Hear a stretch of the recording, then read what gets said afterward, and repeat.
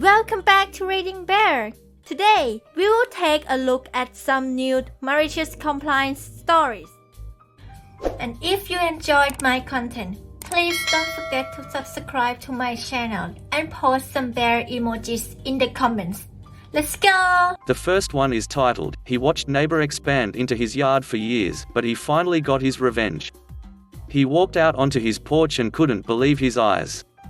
Even after his warnings, the pavers were still there. He began to feel anger surge inside him, but then he stopped himself. Like a pro chess player, he calculated every possible outcome playing out in his mind. Suddenly, his stern mouth relaxed and a slow grin began to spread across his face. He knew what he was going to do about his audacious neighbor. Satisfied, he sat back and waited. "Karma will take care of it," he whispered, chuckling to himself. And oh boy, was he right. New neighbor. Miles was an unassuming man. He'd worked hard for all he had in his life. He had been a devoted husband, father, and grandfather. Now, in his golden years, he was content to sit on his porch and look out onto the magnificent nature reserve that bordered his new property.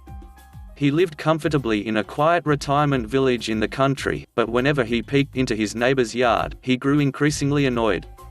Somehow, it seemed as though his neighbor's yard grew a little bit every day. Something odd. Miles looked from his tiny backyard to his neighbor's again. His neighbor's yard extended a good 8 feet beyond his. It was, by far, the largest property on the estate. How was that possible? At first, he assumed that the man had just been lucky or he had been able to afford a larger piece of land. But it wasn't long before he knew what his neighbor was really up to. A twinge of envy. Miles was a friendly man and he quickly befriended all his new neighbors and exchanged phone numbers, including the man with the largest backyard. He felt a mixture of envy and admiration when he saw that the man also owned a cherry red sports car, something he had never been able to afford. Nevertheless, he was content in his little slice of paradise. Until one fateful day. Strange behavior. One day, Miles happened to look over and spotted his neighbor doing something strange. The man deliberately paced back and forth, walking the length of his property with a dissatisfied look on his face. He disappeared for a few minutes, and then returned with a wheelbarrow full of expensive pavers. He began to lay them one by one, but then he did something that had Miles doing a double take. Laying paving. The man began laying his paving from his front door. After a few hours and a lot of huffing and puffing, he had paved his entire backyard. He had paved up all the way up to the old fence posts that designated the boundary between his property and the reserve. Then, he made a move that made Miles' jaw drop. A bold move.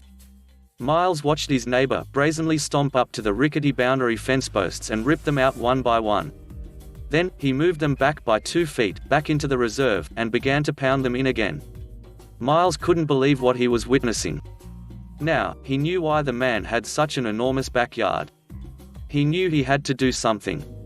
Shattering the peace. The man was beginning to clear the land to make space for his pavers when Miles approached him. He walked up and gently asked the man to stop what he was doing. Having worked for the National Park Services, Miles thought that perhaps his neighbor wasn't fully aware of the repercussions of what he was doing. But then, all hell broke loose.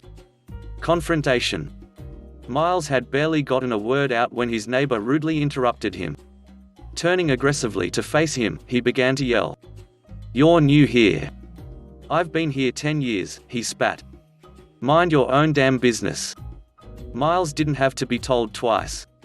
He left without another word, deciding that pressing the issue with the defensive man wasn't going to get him anywhere. But maybe there was another way to make him understand. What could he do?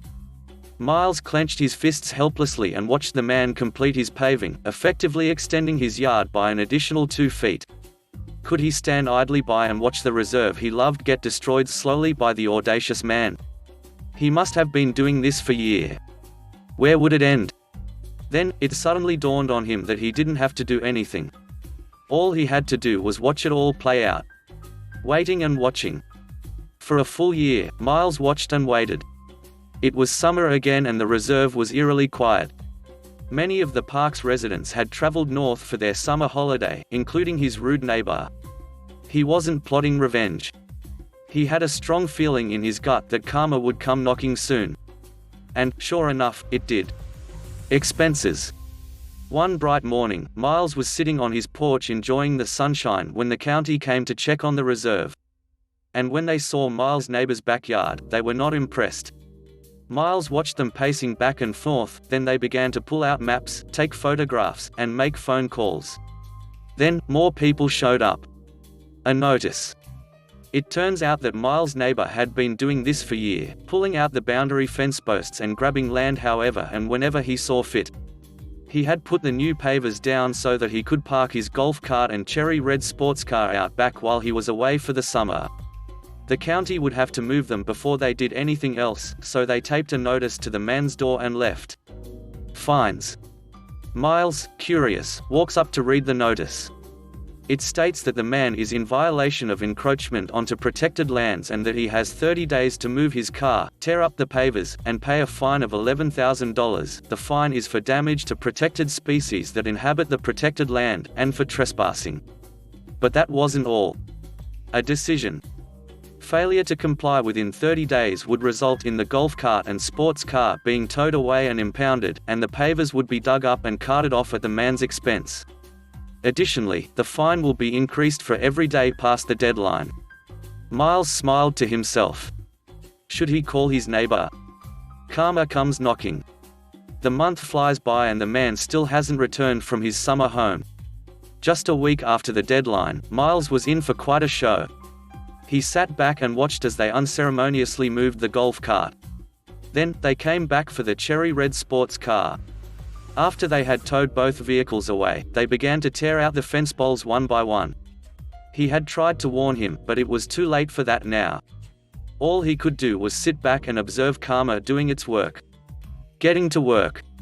Then, the pavers were ripped out and hauled away, and the old rickety fence posts and ropes were replaced with new ones. This time, they were replaced with metal posts with steel cables that were deeply embedded in the ground with concrete.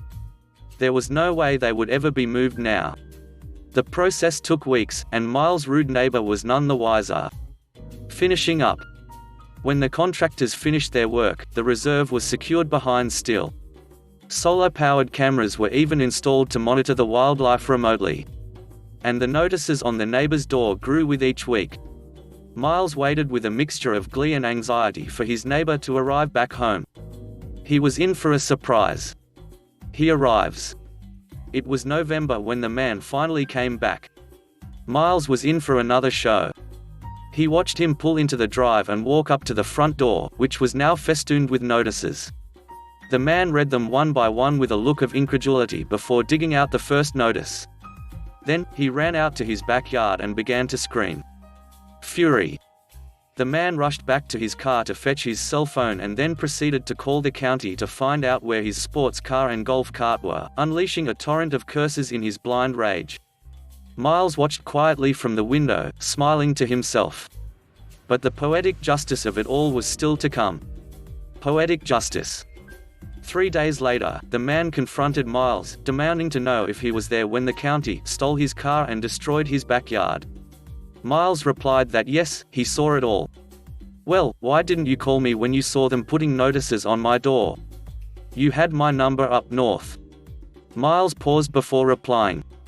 He said that he had thought about calling, but figured that it would be best if he minded his own damn business. The next one is titled, Never Mess with a Rancher and a Neighbor. I grew up on a horse ranch in Colorado. We had a long piece of property, about 80 acres, and we raised Missouri fox trotters. We had lived there for almost 20 years when some folks bought a strip of property way at the back of our land. It was a strange plot of land as it was very narrow, and was sandwiched between our back fence and a busy county road. We were surprised anyone would buy it actually, as it forced the house to be pretty close to said road.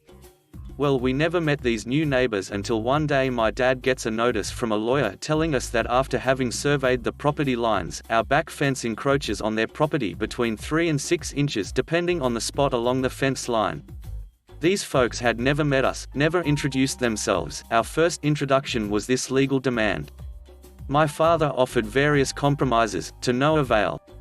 They sued, and won, and we were forced to move the fence in 2 weeks. The very next weekend after they had moved into their house, we built a pen and a small enclosure very near our back property line, directly behind the neighbor's new shiny house. The next day one of our farm friends delivered a half-dozen pigs to their new home. Dad insisted on feeding those hogs table scraps and all the things that would go in the composter, as well as some good balanced hog feed to keep them healthy. Now you may not know this, but the smell of pig excrement is directly related to what they eat, and their pen. Table scraps make them smell bad. I mean really bad. The neighbors, of course, freaked out, and again without ever even trying to talk to us, went the legal route. The area was zoned agricultural, and my dad had done his homework to make sure he was breaking no laws or regulations. The pigs were far enough from us, and our other neighbors, that it didn't bother anyone but the people he wanted it to bother. The new neighbors sold their new house in January when the ground was frozen and the new owners would not smell the pen. Though as soon as the old neighbors were gone, we tore down the enclosure, spread the nasty stuff on the hayfield, and the new neighbors never had any bad smell come spring.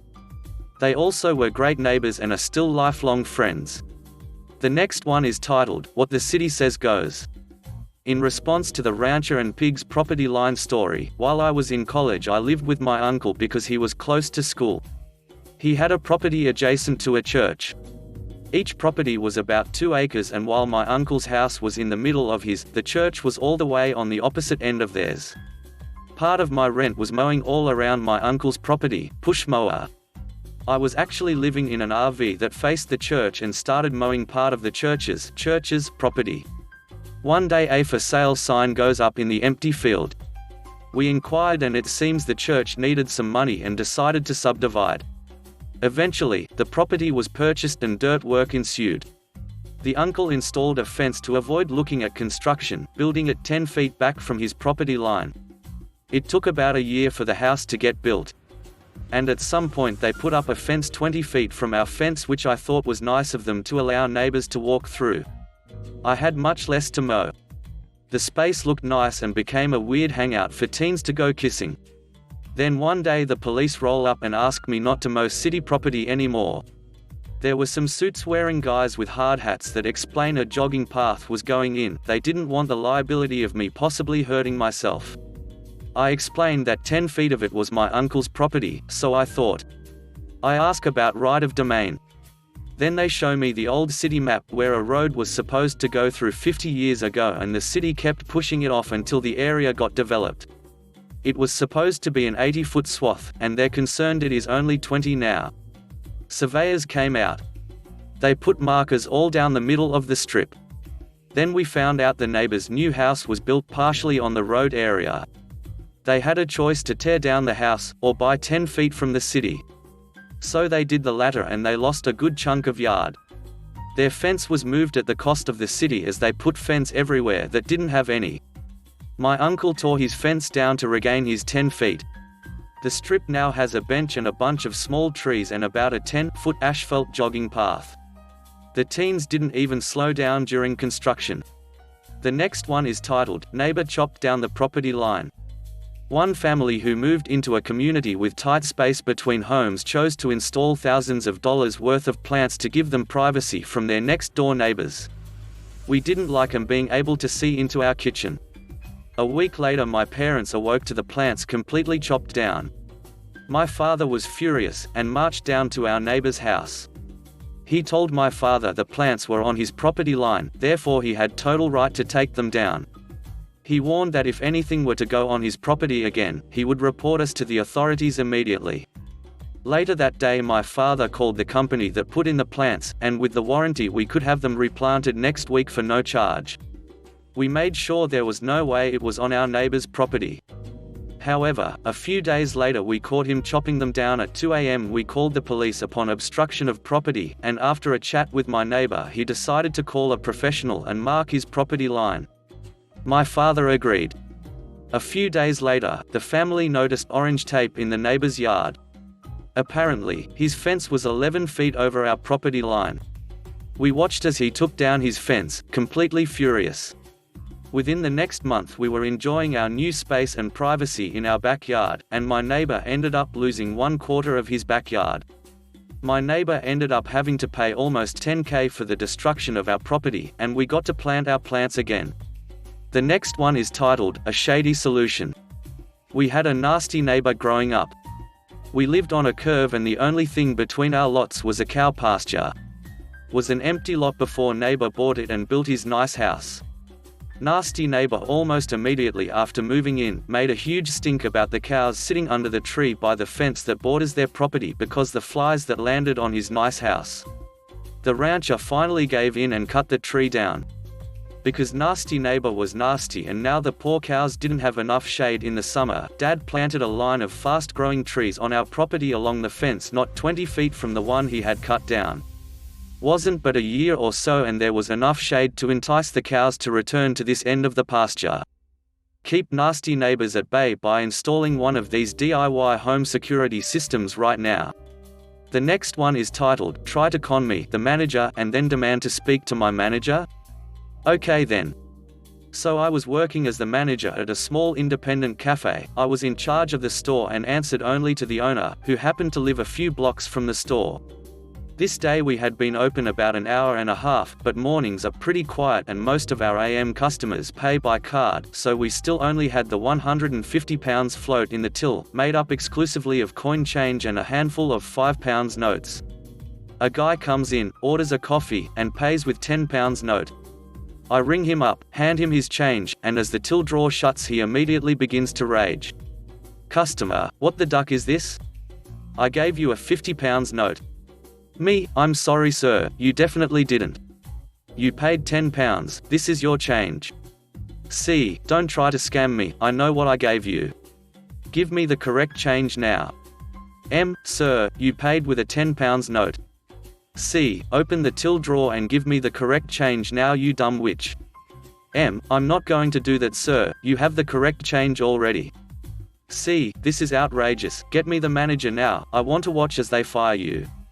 Now people try to get extra change like this pretty regularly, either because it's a genuine mistake or because it's a scam, so the standard procedure is to either check the CCTV to prove them wrong or, if it's not clear enough, to close the till and cash it up in front of them. But because I already know that there isn't a single £50 note in the till, I could just as easily have opened the till drawer and shown him in this instance. Technically we have the right to call the police whenever a suspected change scam happens, though in practice neither I nor any of my assistant managers ever do this. I know that the owner, however, absolutely does, and since this guy has been so rude and demanded to speak to my manager, I guess it's a good time to comply with his request. So I put on my best service smile and walk into the back. I call the owner and say that there's a situation going down, can she please come in to help me deal with it? When she says she's on her way, I go back out front and make a point of standing as far away from the till as possible. A few minutes later she arrives, clearly a bit upset at being called in, and asks the customer what has gone on. He gives his side of the story, and I explain that I am 100% sure he paid just £10, but that since he asked to speak to my manager, would she mind cashing up the till, as I don't think he will trust me to do it. The owner walks over to the till, opens the drawer, and reveals the complete lack of any large notes. She pulls the till drawer out to show him, then turns to me and asks me to call the police to report a suspected change scam. The scammer turns white as a sheet and runs out of the property, leaving his coffee and his change on the bar. The last one is titled, A Total Failure to Comprehend Time Zones and Scheduling. One of my coworkers many years ago, a fellow I'll call George, was tasked with upgrading some servers located on the west coast of the US.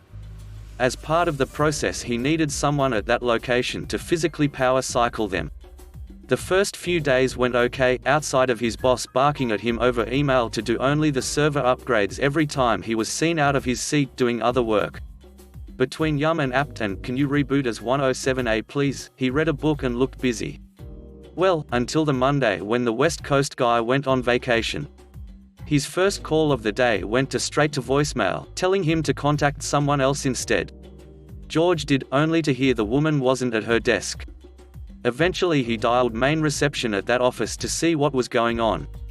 Oh, she works graveyard and won't be in until 7 p.m. Try back after then. More waiting, more servers. Around 10 p.m. Eastern he got his call back. Sorry. Both our daysiders are on vacation for the next 2 weeks, so that only leaves me. I've gotten your list rebooted, you're good to go." Before walking out the door, George emailed his boss, telling him about the scheduling snafu and asking if he could come in late. "No," was the response. "You're not special and you need to be in at 8 a.m., just like everyone else."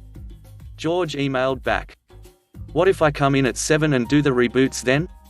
Thanks to the time zone difference, I can still catch the graveyard person and have sufficient warning if there's a problem." Once again it was a hard no. He was not to postpone reboots, he was not to reboot them himself, and he was not to alter his starting time. The email went on to criticize his work ethic, telling him that if he was worried about the small amount of extra work involved, maybe he should find a different job. Okay. George was pretty sure his boss had just glossed over every PST or EST in his emails as well as the references to time zones, but hey. Following orders meant at least 5 hours a day in authorized overtime to sit and read a book, so score. And then Friday came.